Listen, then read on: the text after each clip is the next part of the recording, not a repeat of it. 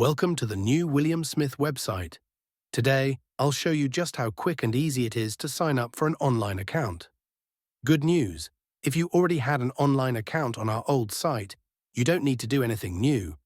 Just head to the login page, enter your usual details, and start using the website straight away.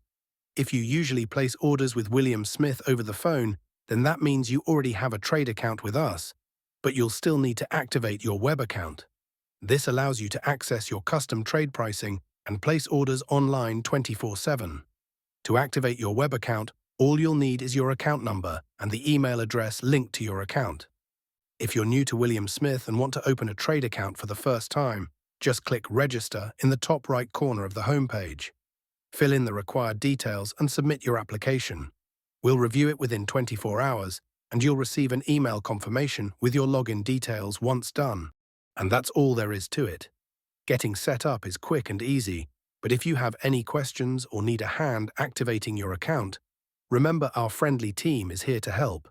Just hop onto our live chat for instant support from the same people you speak to over the phone. Thanks for watching, and we look forward to seeing you online soon.